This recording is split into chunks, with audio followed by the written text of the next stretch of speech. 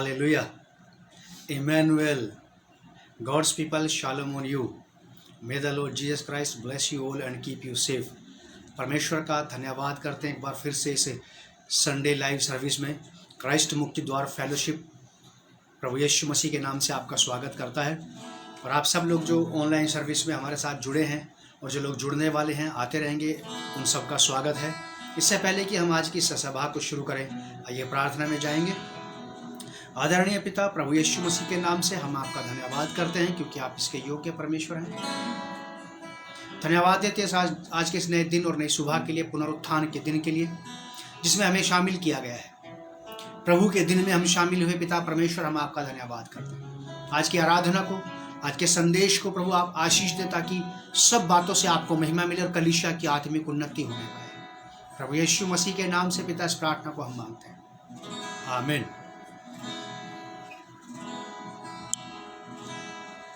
सभी को जय मसीह की। परमेश्वर का धन्यवाद देना चाहते हैं आज के समय के लिए। आप सभी का क्राइस्ट मुक्ति द्वार ऑनलाइन संडे सर्विस में स्वागत है।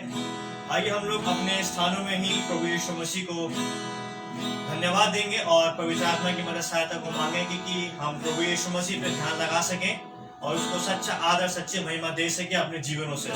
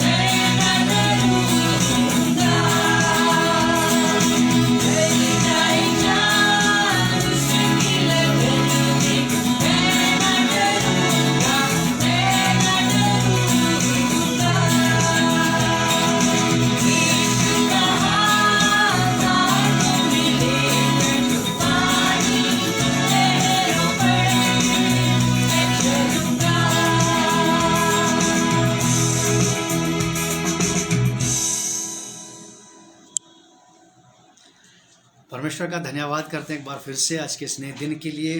और जो गीत अभी हमने गाया, यीशु का हाथ हाथों में लेकर तूफानी लहरों पर मैं चलूँगा, हो चाहे सामने कैसी भी मुश्किल, मैं ना डरूँगा, मैं ना डरूँगा, मैं ना डरूँगा। कई बार ऐसा होता है कि बात सुनने में बड़ी अच्छी लगती है और किसी को बताने में भी बहुत अच्छी लगती है, लेकिन उस बात के साथ रियल हो जाना, उस बात के साथ वास्तविक हो जाना, या फिर उस बात का मुझ में वास्तविक हो जाना, वो उतना ही डिफरेंट है जितना कि हमारा right hand and left hand, जितना कि हमारे दोनों हाथों में डिफरेंस है, डिस्टेंस है, उतना ही। यीशु का हाथ हाथों में लेकर तूफानी लहरों पर मैं चलूँगा, ये तब की बात है जब परिस्थितियाँ आपके अनुकूल ना हों, जब आपको दिखाई देता है कि सामने से हर प्रकार की तकलीफ़ें, परेशानियां, दिक्कतें, जिस प्रकार से अब ये समय चल रहा है, जिस तरह से ये टाइमिंग है, इस समय के हिसाब से, जैसे कि अभी हमने गाया कि यीशु का हाथ हाथों में लेकर, कोई बचाए ना बचाए, कोई छुड़ाए ना छुड़ाए, कोई संग आए ना आए, लेकिन अगर आपने सचमुच में प्रभु यीशु मसीह के हाथ को थाम लिया है तो यीशु मसीह आपका सहायक और मददगार है, जिसका ये वायदा है कि मैं जगत के अंत तक सदैव तुम्हारे साथ। यीशु का हाथ हाथों में लेकर तूफानी लहरों पर मैं चलूँगा, हो चाहे सामने कैसी भी मुश्किल, मैं ना डरूँगा, मैं ना डरूँगा, मैं ना डरूँगा। परमेश्वर आपकी मदद करे, आपकी सहायता करे कि आप सचमुच में रियली आप अपनी लाइफ में किसी भी बात से ना डरें, किसी भी भयातुर बात से, किसी भी भयानक बात से, क्योंकि हम बहुत सारी बातों की चर्चा सुनेंगे, तकलीफ़ों पे तकलीफ़, मुसीबतों पे मुसीबत की चर्चाएं सुनेंगे, लेकिन डरेंगे नहीं, क्योंकि प्रभु यीशु मसीह ने कहा कि डरो मत, मैं तुम्हारे साथ हूँ। धन्यवाद करते हैं परमेश्वर का इस अच्छे गीत के लिए भी। हमारा आज का थीम है परमेश्वर क्या चाहता है। परमेश्वर क्या चाहता है? What does the Lord require? परमेश्वर क्या चाहता है? What does the Lord require? परमेश्वर की रिक्वायरमेंट क्या है? क्या चाहता है परमेश्वर आपसे और मुझसे, जबकि आप और मैं यहाँ पे हैं? जब आप और मैं यहाँ हैं, जब हम परमेश्वर की संतान कहलाते, जब हम परमेश्वर के राज्य के वारिस हैं, तो परमेश्वर चाहता क्या है आखिर? बहुत सारी बातें हैं ऐसी, बहुत सारे बाइबल में ऐसे शब्द हैं जो आपको और मुझे सोचने पर मजबूर करते हैं कि परमेश्वर मुझसे क्या चाहता है। मेरे साथ निकालिए आप मीका नबी की किताब, माइनर प्रॉफिट्स, मीका नबी की किताब, उसका 6 अध्याय 8 पद। Prophet Micah chapter 6 verse 8। Minor prophet Micah chapter 6 verse 8। छोटे नबियों में मीका नबी की किताब, उसका 6 अध्याय 8 पद। परमेश्वर क्या चाहता है? मैं इसे पढ़ रहा हूं, आप लोग सुनिए। 6 और 7 पद में इसका पढ़ रहा हूं। इसका हेडिंग भी है कि परमेश्वर क्या चाहता है। मैं क्या लेकर परमेश्वर के सम्मुख आऊं और ऊपर रहने वाले परमेश्वर के सामने झुकूं? क्या मैं होम बलि के लिए 1-1 वर्ष के बछड़े लेकर उसके सम्मुख आऊं?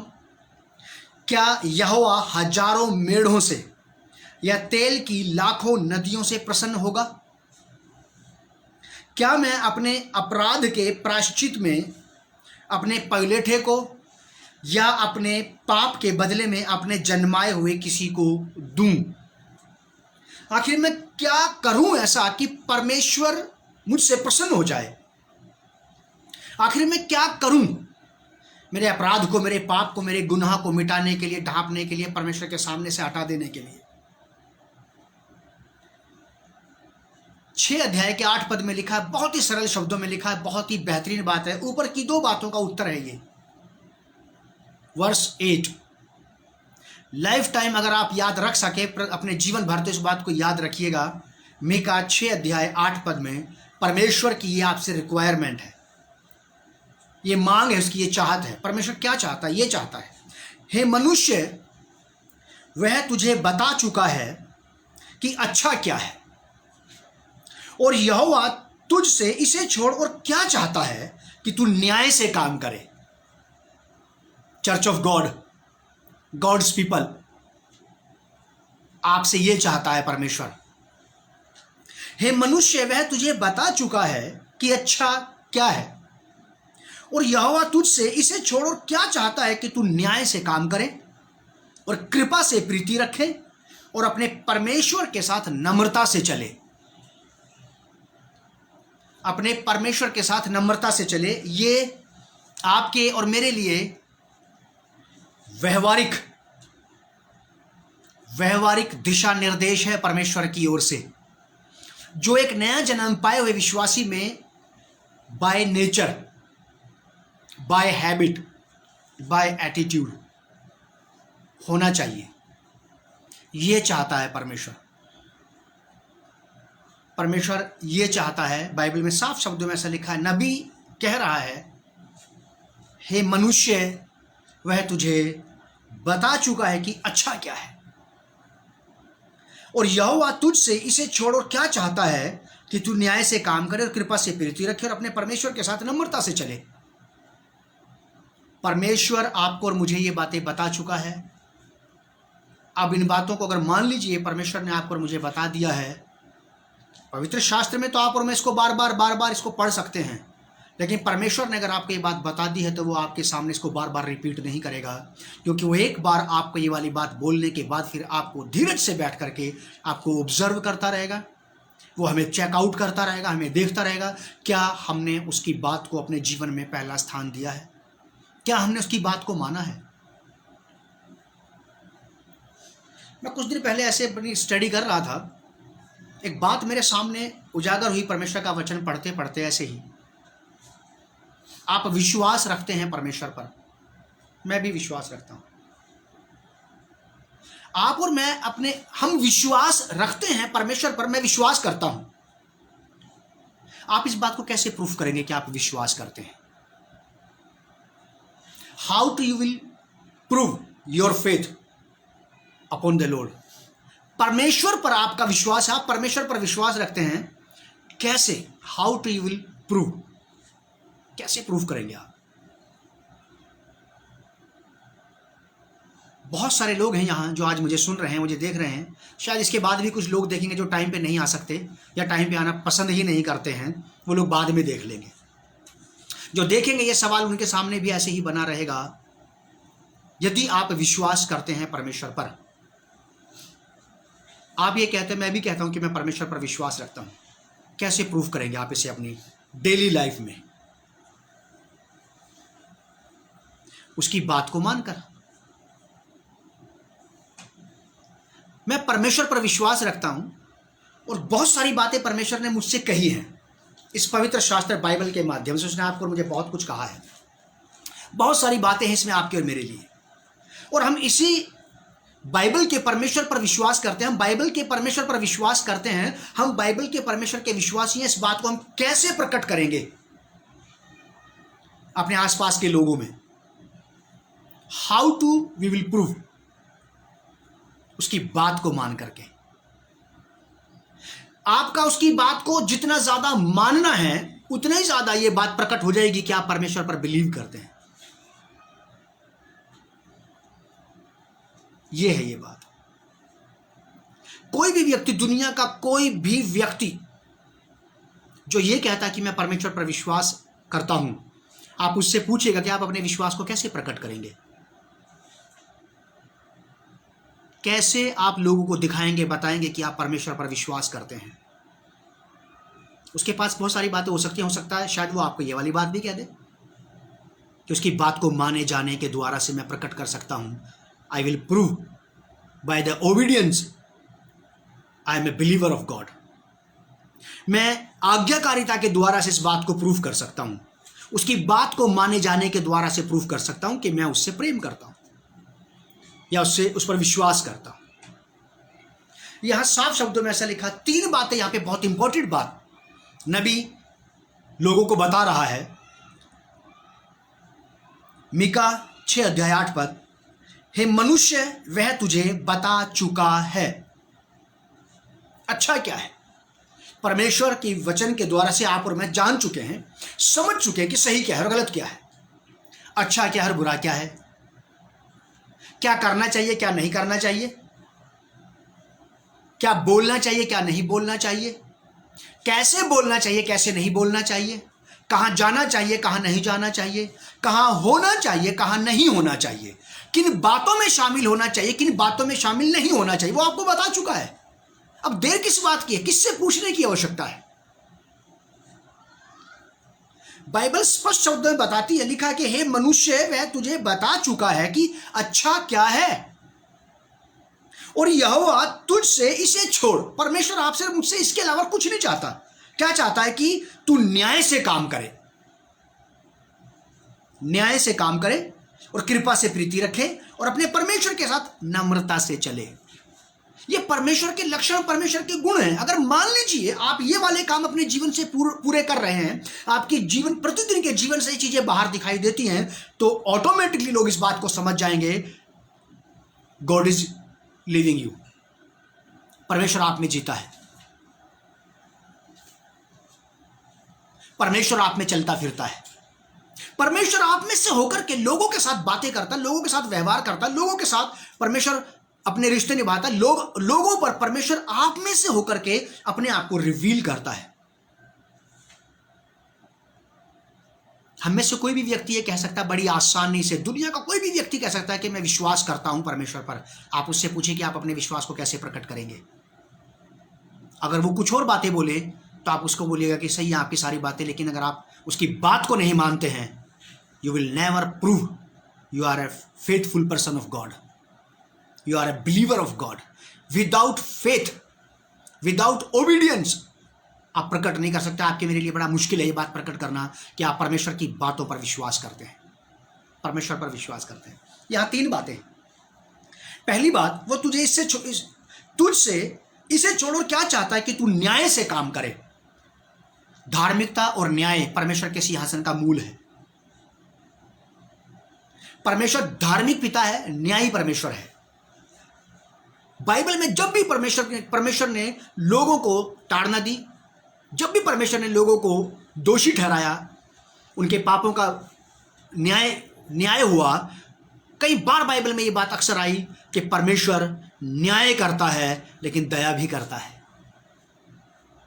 वो उनके लिए न्याय करने वाला परमेश्वर है। इजराइलियों के लिए 430 साल की गुलामी में से निकलने के बाद उनको कनान देश में पूरी तरह से बसने के लिए 400 साल लगे थे। और इन 400 सालों में और 40 साल के जंगल के एरिया की यात्रा में कई सारी तकलीफों का सामना इजराइलियों ने भी किया और परमेश्वर ने भी उनके बहुत सारे नाटक वहां पे देखे, उनकी बहुत सारी डिसोबीडियंस को परमेश्वर ने वहां पे देखा, अनज्ञाकारिता को देखा। लेकिन वो जितनी बार भी परमेश्वर ने लोगों को दंडित किया, न्याय किया उनका, तो दया भी की साथ में।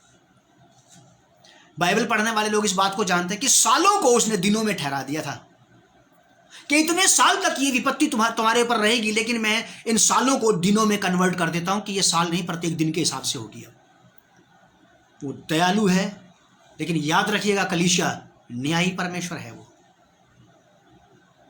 वो न्यायी है लेकिन दया भी करता है। यहां बहुत अच्छे शब्दों में लिखा है कि तू न्याय से काम करे। कलीसिया जो आप और मैं हैं, हमें अपने प्रतिदिन के जीवन में परमेश्वर के समान, यदि कभी ऐसा वास्ता पड़ जाए, यदि कभी ऐसे हालात पैदा हो जाएं, यदि कभी ऐसी किसी प्रकार की सभा में या किसी प्रकार के ऐसे मसले में आप आ जाएं, तो आपको न्याय करना चाहिए परमेश्वर के समान। फिर चाहे अपने घर के लोग हों या बाहर के लोग हों, आपकी पसंद के लोग हों या नापसंद के लोग हों। हो सकता है कि आपकी पसंद के लोगों ने सही नहीं किया, तो आपको बोलना चाहिए कि नहीं, इन्होंने सही नहीं किया। हो सकता है कि आपकी पसंद के लोगों ने सही नहीं किया, तो आपको उनके बारे में भी बोलना चाहिए कि उन्होंने सही नहीं किया। हो सकता है कि आपकी नापसंद लोगों ने, जिनको आप पसंद नहीं करते, उन्होंने अच्छा काम किया, तो आपको न्याय करते समय बोलना चाहिए कि इन्होंने ठीक किया है। परमेश्वर तुझसे क्या चाहता है इसके अलावा? कि तू न्याय से प्रीति रखे, न्याय से प्रीति रखे। प्रभु यीशु मसीह की ये वाली बात बहुत ही अच्छी है कि तेरी बात हाँ की हाँ और ना की ना रहे, क्योंकि परमेश्वर पिता जो आपका परमेश्वर है वो न्यायी परमेश्वर है, न्याय को पसंद करता है, न्याय से प्रीति रखता है। और बाइबल में ऐसा लिखा है कि न्याय को ना बिगाड़ना, न्याय बिगाड़ने वाले लोगों से परमेश्वर घृणा करता, नफरत करता है। अगर आप जीते जी अपनी आंखों के सामने होने वाले गलत काम के खिलाफ नहीं जा सकते और गलत करने वालों को नहीं बोल सकते कि आप गलत कर रहे हैं, तो आप न्याय को बिगाड़ रहे हैं।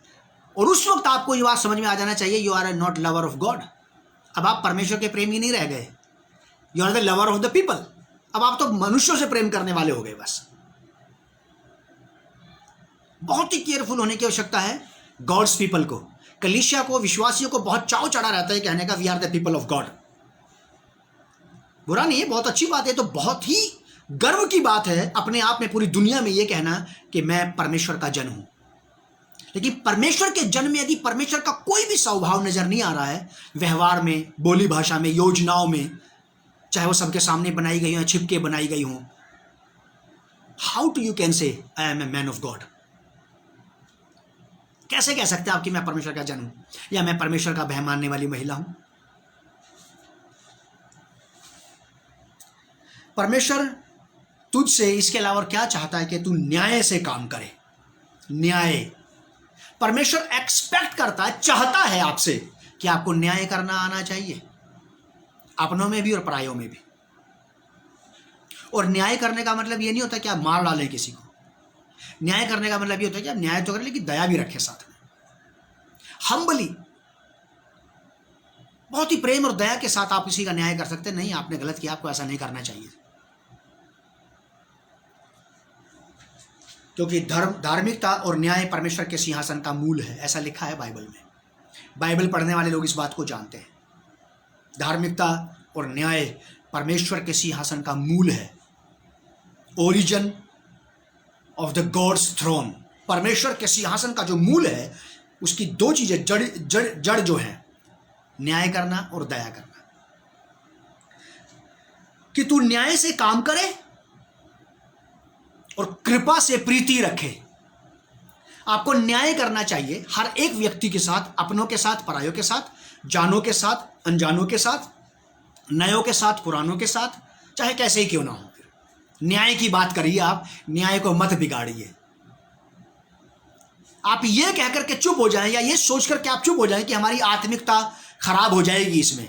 अगर आपकी आत्मिकता खराब हो जाएगी तो मैं सोचता हूं कि आप और मैं परमेश्वर यहोवा से ज्यादा आत्मिक तो नहीं हो सकते।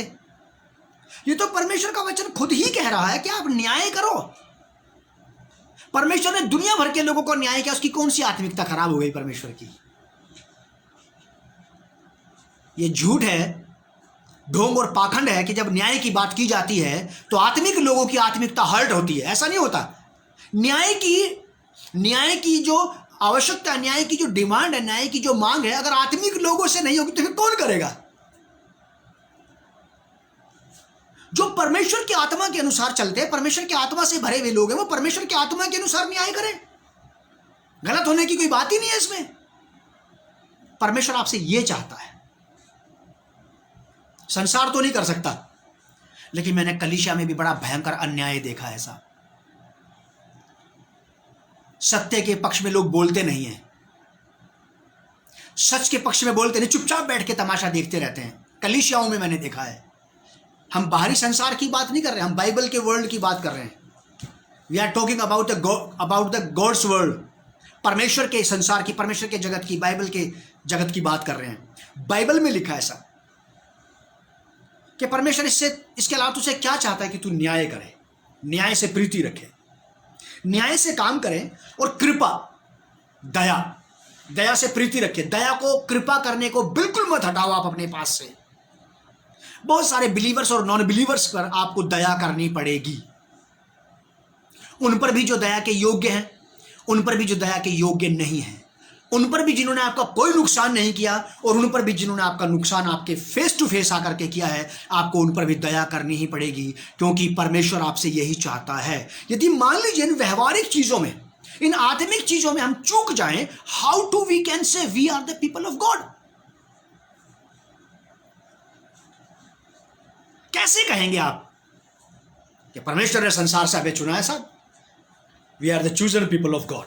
ये एक प्राउड बन के रह जाएगा। ये आपकी और हमारे जीवन की, अगर रोजमर्रा की जिंदगी की एक्टिविटीज में नहीं है तो ये आपके मेरे लिए एक रिलीजन, एक धर्म बन करके रह जाएगा। और कोई धर्म किसी को नहीं बचाता, धर्म किसी को भी नहीं बचाता है, धर्म किसी को नहीं बचाता है। अगर धर्म ने किसी को बचा लिया होता तो आज हम में से बहुत सारे लोग प्रभु यीशु मसीह के पास नहीं होते। धर्म किसी को नहीं बचाता, केवल परमेश्वर बचाता है, केवल प्रभु यीशु मसीह बचाता है। क्योंकि लिखा है कि परमेश्वर का पुत्र जगत में इसीलिए आया कि जगत उसके द्वारा से उद्धार पाए।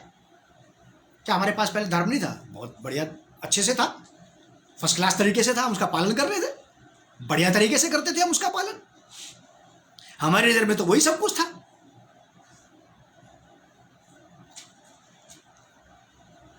लेकिन धर्म कभी भी इस बात को प्रूफ नहीं करता कि हम परमेश्वर से प्रेम करने वाले लोग हैं।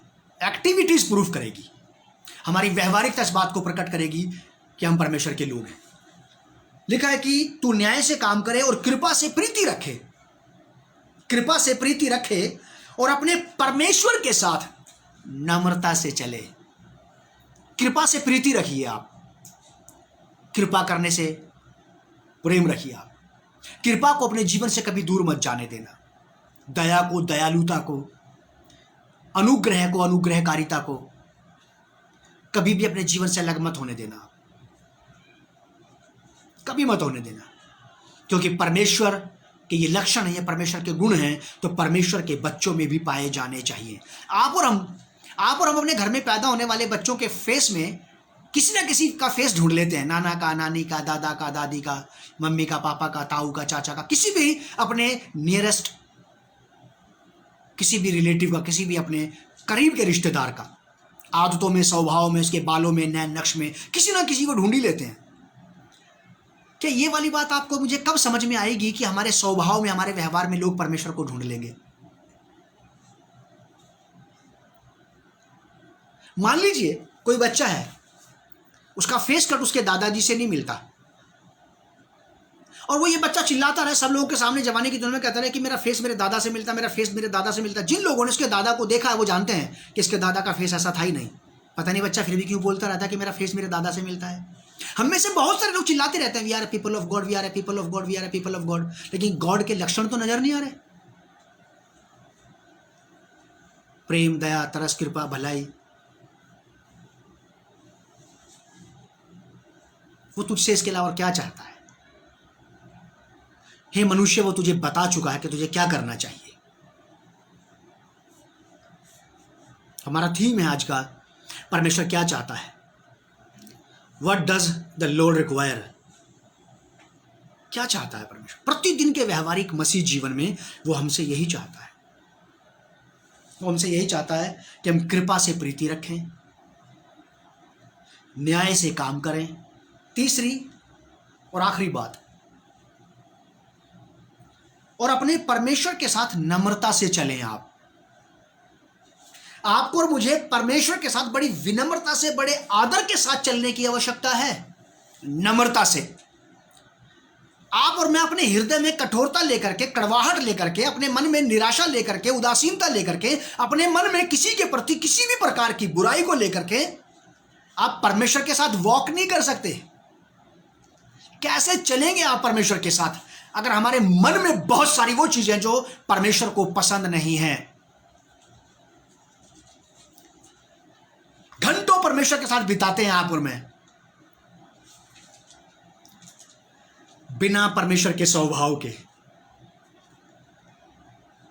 यहां लिखा है ऐसा, और अपने परमेश्वर के साथ नम्रता से चले।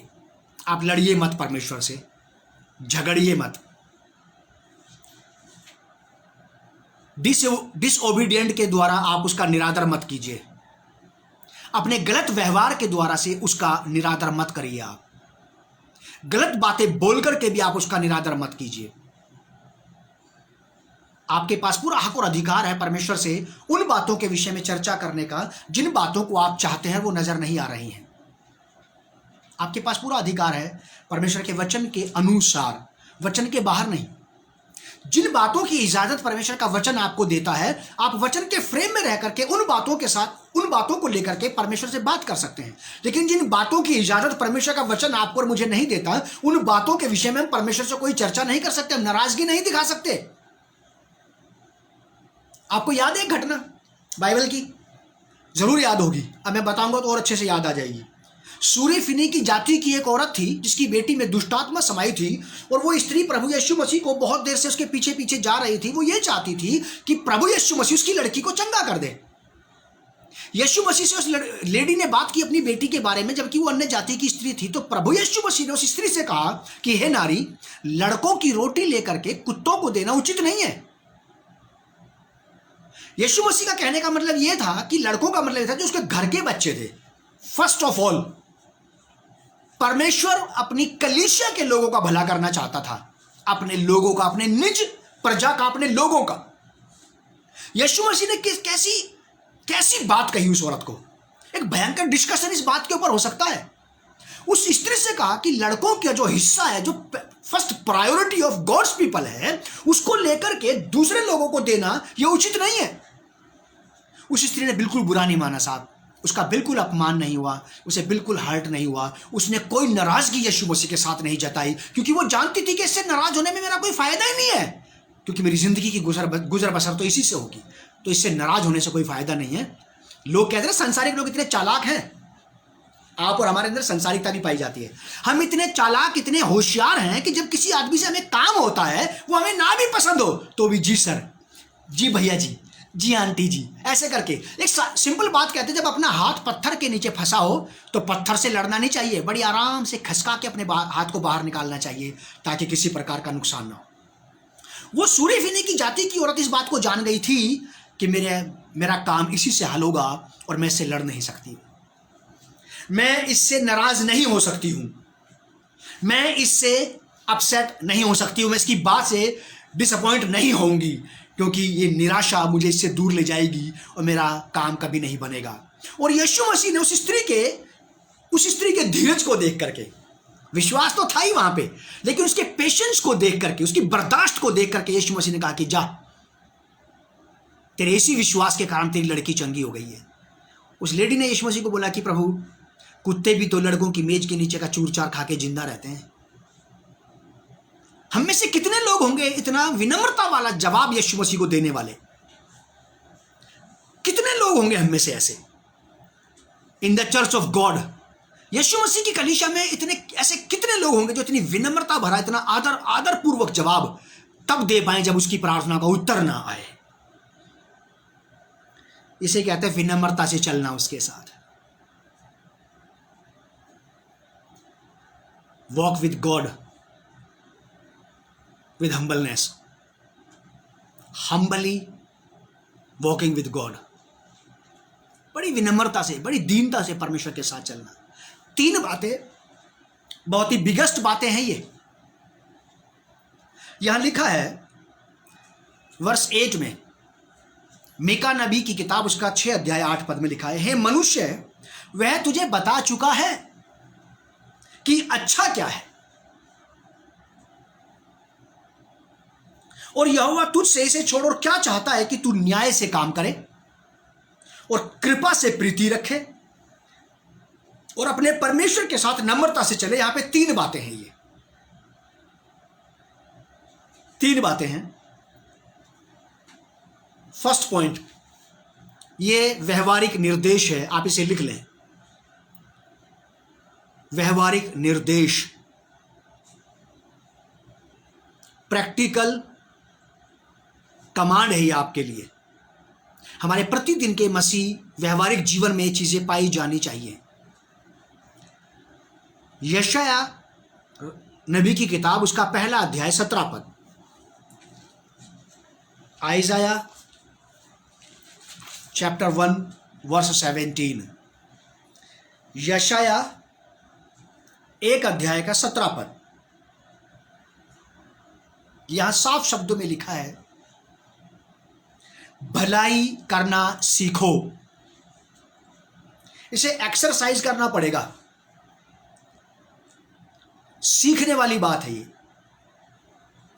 और कुछ ऐसे लोग हैं समझदार, वो कहते हैं कि सीखना जीवन में कभी भी समाप्त नहीं होता। Every day you can learn.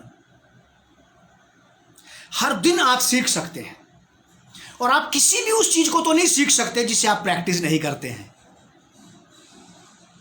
आप किसी भी उस चीज को नहीं सीख सकते जिसे आप रोज नहीं करते हैं।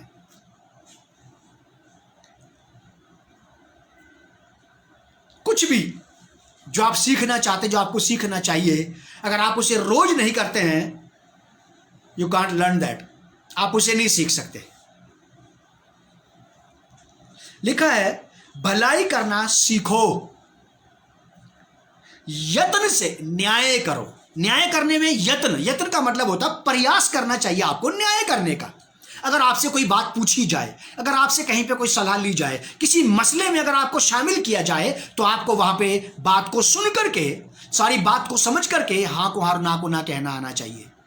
सही को सही, गलत को गलत कहना आना चाहिए। चाहे फिर अपने हो, पराए हो, नए हो, पुराने हो, छोटे हो, बड़े हो, आज के हो, कल के हो, रिश्ता हो या ना हो, कुछ भी क्यों ना हो, क्योंकि गॉड आपसे ही चाहता है। और जब आप ऐसा नहीं करते, तब आप परमेश्वर को अपसेट करते हैं अपने जीवन से, निराश कर देते हैं। हम परमेश्वर को निरुत्साहित करते हैं। ऐसी दशा में हम ऐसी स्थिति में परमेश्वर को दुखी कर देते हैं, क्योंकि परमेश्वर न्यायी परमेश्वर है, और इस पृथ्वी पर वो जानता है कि उसके बच्चों को छोड़ दूसरा सेकेंडरी न्याय करने वाला व्यक्ति कोई नहीं हो सकता।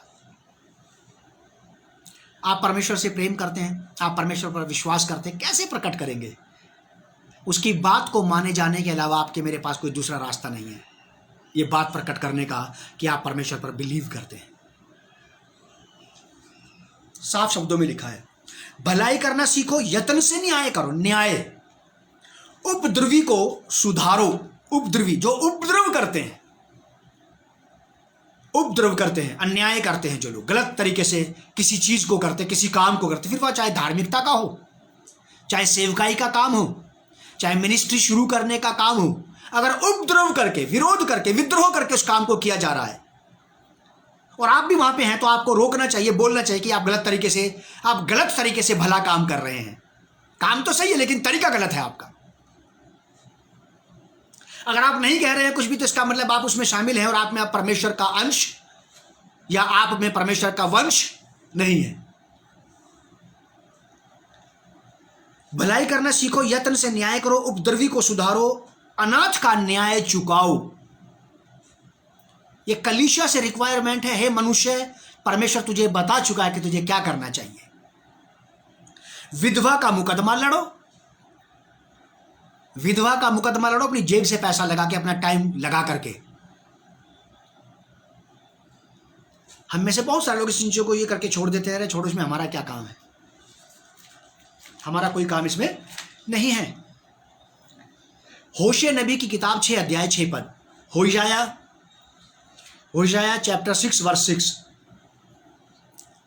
होशिया नबी की किताब उसका 6 अध्याय 6 पद। क्योंकि मैं बलिदान से नहीं, परमेश्वर कह रहा है, आप और मैं कितने आराधना का बलिदान चढ़ा दीजिए आप परमेश्वर की वेदी पर, आप अपनी पवित्र आराधना का बलिदान चढ़ा दीजिए, अन्य भाषाओं को शामिल करके वो बलिदान चढ़ा दीजिए, आप अपनी धार्मिकता का, अपने रुपए पैसे का, कुछ भी करके कितने बढ़िया बलिदान चढ़ा दीजिए। आज आप पुनरुत्थान के दिन में बढ़िया आराधना करके, घुटना टेक के, अगर आपने न्याय नहीं चुकाया, परमेश्वर आपकी आराधना को तो सुन रहा है, लेकिन जब आपसे बात करेगा तो बोलेगा वो वाले न्याय का क्या हुआ? आज का तो तुमने कर्जा चुका दिया, 5 रुपए दे दिए मेरे, वो परसों वाले 10 के नोट का क्या है, वो कब दोगे? पुराना हिसाब भी पूछेगा वो। लिखा है क्योंकि मैं बलिदान से नहीं, स्थिर प्रेम, कभी ना टलने वाले प्रेम से। यह प्रेम आप मनुष्यों के साथ मत करिए, परमेश्वर से करिए। अगर आप परमेश्वर से सचमुच सिद्ध प्रेम करेंगे, स्थिर प्रेम करेंगे, तो निश्चय ही फिर यह प्रेम कभी नहीं टलेगा, और यह प्रेम आपके अंदर से ना तो परमेश्वर के लिए खत्म होगा और ना मनुष्यों के लिए खत्म होगा, जाएगा ही नहीं, निकलेगा ही नहीं यहां से। क्योंकि मैं बलिदान से नहीं, स्थिर प्रेम ही से प्रसन्न होता हूं, और होम बलियों से अधिक, हमारे उपहारों से कहीं ज्यादा बढ़कर परमेश्वर कह रहा है कि मैं ये चाहता हूं कि लोग परमेश्वर का ज्ञान रखें। ज्ञान रखने का मतलब ये नहीं है कि आप परमेश्वर का नॉलेज रखें, परमेश्वर क्या है, परमेश्वर कौन है, परमेश्वर कैसा है, नहीं। ज्ञान रखने का मतलब, ये तो एक भाग है, दूसरा भाग इसका ये है, ज्ञान रखने का मतलब ये है कि परमेश्वर क्या चाहता है, उसे क्या पसंद है, उसे क्या पसंद नहीं है, वो कब क्या चाहता, कब क्या नहीं चाहता मेरे जीवन से, मैं कब कैसा जीवन जीऊं, कब कैसा ना करूं, कब मुझे कैसा होना चाहिए, कब मुझे कहां होना चाहिए, कब मुझे कहां नहीं होना चाहिए, कब कब मुझे क्या करना चाहिए, कब कब मुझे क्या क्या नहीं करना चाहिए। ये नॉलेज भी तो मेरे पास गॉड का होना चाहिए। हे मनुष्य, वो तुझसे क्या चाहता है ये वो तुझे बता चुका है। हम दूसरों को बताने के लिए तो ज्ञानी हैं, मेरे पास बहुत सारे परमेश्वर के ज्ञान की बातें हैं आप लोगों को बताने के लिए, लेकिन परमेश्वर के ज्ञान में जीने के लिए उतना ज्ञान मेरे पास कितना है? मेरे पास ये वाला ज्ञान भी होना चाहिए कि वो प्रेम, दया, तरस, विनम्रता, सहनशीलता, धीरज को पसंद करता है। ये भी तो ज्ञान है परमेश्वर का। आपको परमेश्वर का ज्ञान होना चाहिए, उसका नॉलेज होना चाहिए कि वो आपसे क्या चाहता और क्या नहीं चाहता है, वो आपसे किस प्रकार का व्यवहार चाहता है, किस प्रकार का व्यवहार नहीं चाहता है, वो आपसे किन किन बातों को चाहता है, किन किन बातों को नहीं चाहता है। लास्ट की बात, मत्ती रचित सुसमाचार उसका 9 अध्याय 13 पद, जल्दी जल्दी निकालें।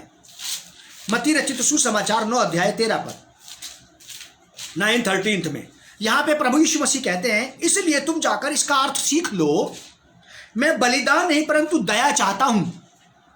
प्रभु यीशु मसीह ने भी होशे नबी की बात को दोहराया और बोला कि मैं ये चाहता हूं कि तुम बलिदान नहीं बल्कि दया करना सीखो, ये मैं चाहता हूं। सीख लो इस बात को जाकर के।